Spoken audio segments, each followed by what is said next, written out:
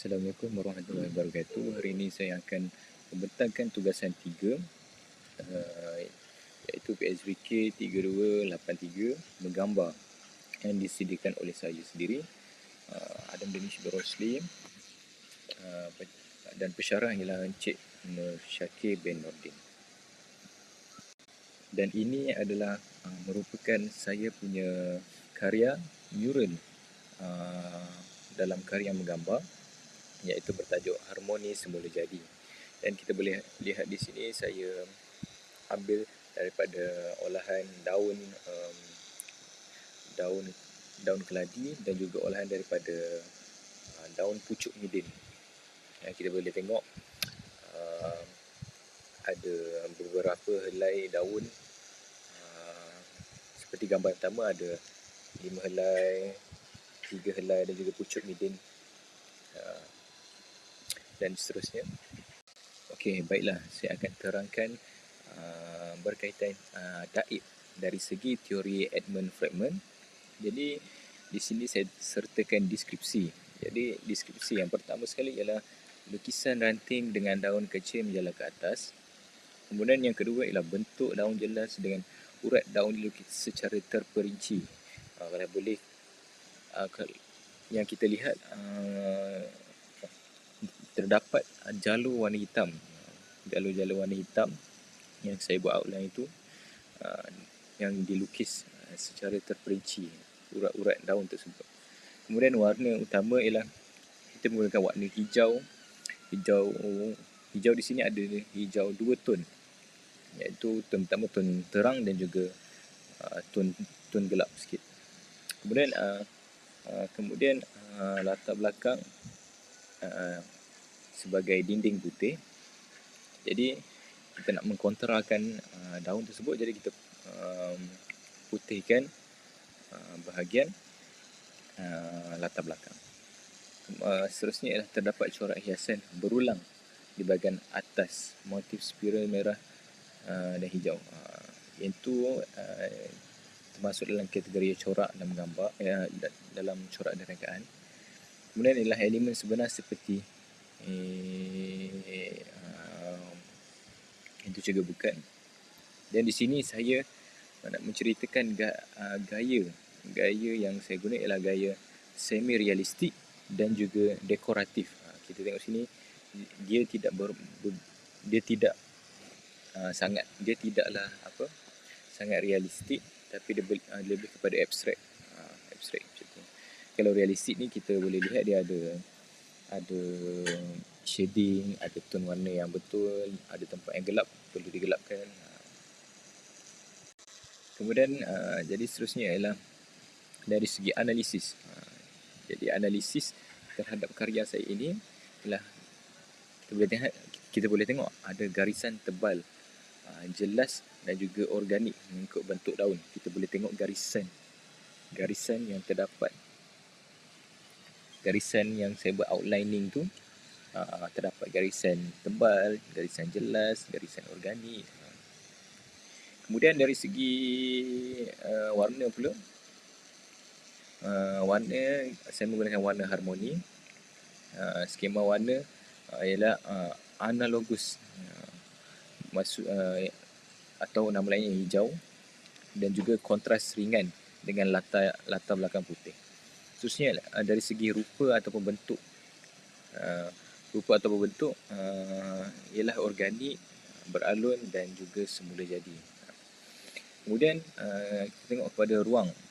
Ini penggunaan ruang positif daun dan juga negatif dinding kosong. Kemudian dari segi jalinan tampak melalui lukisan urat daun. Baiklah, seterusnya dari segi interpretasi. Yang pertama ialah melambangkan alam semula jadi dan juga kesegaran. Seterusnya ialah memberi suasana tenang ataupun damai dan selesa dalam ruang.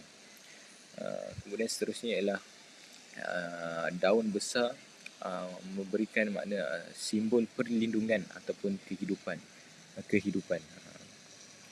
Seterusnya ialah sesuai dalam konteks bilik darjah. juga membantu emosi positif pelajar. Jadi kita lihat, jadi kalau kita masuk dalam satu tempat, contoh saya membuat karya ini dalam galeri, di mana pelajar juga belajar juga dalam galeri itu, ini mereka melihat sekeliling mereka hijau, dan apabila mereka lihat kehijauan ini, mereka akan merasakan keterangan sewaktu belajar, merasakan sejuk, tenang dan juga damai. Jadi mereka tak adalah stres. Ketika belajar itu tidak merasakan stres, malah merasakan ketenangan apabila melihat daun-daun ataupun kehijauan yang terdapat dalam galeri yang telah saya buat. Kemudian adalah corak atas, mungkin dipengaruhi motif motif lain. Itu corak dan rekan. Baiklah, dari segi penilaian pula, iaitu daib yang terakhir, dari segi kekuatan adalah komposisi menarik dan juga berani. Jadi di sini kalau kita lihat, saya telah menyusun dengan secara rawak. Jadi tujuan saya susun adalah untuk tidak nampak bosan. Jadi saya susun secara random di situ. Jadi seterusnya ialah warna, harmoni dan tidak terlalu syarat. Seterusnya ialah memberi impak visual yang kuat.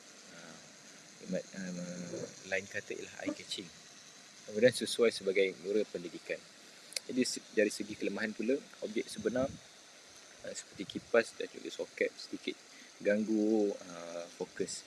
Jadi di sini kalau kita lihat wire ataupun plug dan juga kipas di situ mengganggu mural saya. Jadi kita tak boleh nak buang benda tu. Jadi kita pun terpaksa lukis di bahagian belakang kipas tersebut. Dan selain itu ialah boleh tambah elemen lain untuk lebih naratif. Jadi cadangan tambah baik pula ialah kurangkan gangguan visual seperti kipas dan juga soket supaya lebih fokus jelas pada mural. Seterusnya adalah tambahkan latar belakang atau elemen sokongan atau mewujudkan penceritaan naratif. Seterusnya ialah perincikan tekstur dan bayang pada daun untuk menambah realism. Kemudian seimbangkan ruang kosong agar komposisi lebih kemas dan juga harmoni. Baiklah, kita akan teruskan dengan karya yang kedua, iaitu pucuk midin dari segi deskripsi. Okay. Jadi yang pertama sekali ialah lukisan ranting dengan daun kecil menjala ke atas. Jadi kita boleh lihat daripada bawah siki tersebut sampailah ke atas dia menjala. Kita boleh lihat urat daun yang saya buat berwarna hitam itu dan juga daun-daun yang menjala ke tepi. Kemudian garisan batang nipis dan juga melengkung. Saya membuat outline pada batang itu secara nipis dan juga melengkung. Kalau kita buat straight, nampaklah dia bosan kan. Jadi kita buat secara melengkung supaya supaya lebih menarik. Kemudian dari segi warna pula, warna daun hijau muda dan juga hijau gelap. Seterusnya ialah dari segi komposisi ialah komposisi lebih ringkas dan juga minimal. Seterusnya ialah latar belakang putih dengan elemen sebenar seperti kotak elektrik, meja dan juga lain-lain. Seterusnya ialah corak hiasan masih wujud di bahagian atas, iaitu okey, baiklah, kita bergerak kepada yang kedua, iaitu dari segi analisis. Jadi analisis, jadi fokus utama kita kepada unsur seni ialah, jadi unsur seni yang pertama ialah terdapat garisan halus, lembut dan juga beralun. Kalau kita lihat yang saya katakan tadi, garisan yang nipis, dilukis secara melengkung dan sambung kepada daun-daun tersebut. Kemudian dari segi warna, warna terhad tetapi efektif, minimal palette. Warna kita boleh lihat warna hijau muda dan juga warna hijau gelap. Dari segi rupa lebih kepada organik dan naturalistik. Rupa-rupa daun, kita boleh lihat rupa yang natural alam semula jadi. Kemudian dari segi ruang, ialah banyak ruang negatif memberi kesan yang lapang. Jadi seterusnya ialah dari segi prinsip seni. Pada karya saya ini terdapat keseimbangan, keseimbangan yang tidak simetri. Selepas itu, pergerakan arah menjala ke atas mewujudkan flow. Kemudian terdapat juga penegasan, tidak terlalu dominan. Penegasan di sini saya boleh terangkan kerana warna pada daun saya lagi menyelah daripada latar belakang. Kita boleh lihat dia kontra di situ. Latar belakang berwarna putih dan juga daun saya berwarna sedikit gelap. Jadi seterusnya ialah dari segi kesederhanaan, jadi konsep minimalis. Dan kemudian irama, terdapat irama pengulangan daun kecil. Baiklah, kita teruskan dengan interpretasi. Jadi interpretasi yang pertama ialah melambangkan pertumbuhan dan perkembangan. Di mana di sini kita boleh terangkan daripada bawah sampailah ke atas. Dia menjala, itu juga memberikan maksud. Memberikan maksud dari segi perkembangan. Seterusnya adalah dari segi ranting menjala, simbol pembelajaran yang berterusan. Jadi kita nak samakan di sini dengan pembelajaran. Jadi ranting itu menjala, jadi pembelajaran itu berterusan. Daripada bawah sampailah ke puncak atas. Macam itu. Seterusnya ialah memberi suasana tenang dan juga ringan dan juga santai. Taklah terlalu kompleks. Jadi bila kita lihat di sini daun-daun, kita merasakan ketenangan. Kemudian ialah dari segi gaya minimal menunjukkan kesederhanaan dan juga ketenangan. Dan yang akhir sekali ialah sesuai untuk ruang kreatif atau pembelajaran. Baiklah, dari segi penilaian pula, yang terakhir, pada kekuatan, jadi rekaan kemas dan tidak serabut. Kita tengok dia menjala tu secara kemas je, dan tidak terlalu serabut. Kemudian ialah garisan lembut memberi estetika elegan. Dan yang ketiga ialah konsep minimalis moden. Kemudian dari segi kelemahan pula, kurang fokus utama. Dan yang kedua ialah ruang kosong agak banyak. Jadi cadangan untuk kita tambah baikkan karya ini ialah tambah variasi warna ataupun sedikit kontra. Yang kedua ialah tambah satu elemen fokus, sebagai contoh bunga ataupun burung kecil.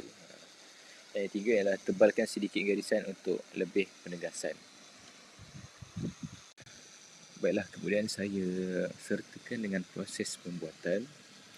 Jadi sini kalau kita boleh lihat ada satu hasil ataupun hari demi hari untuk saya siapkan mural sampailah siap.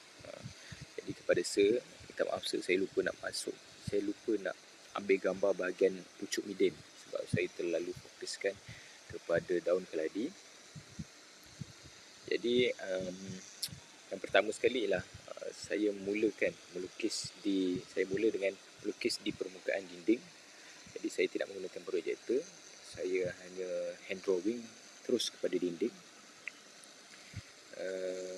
menggunakan pensel ataupun cakul.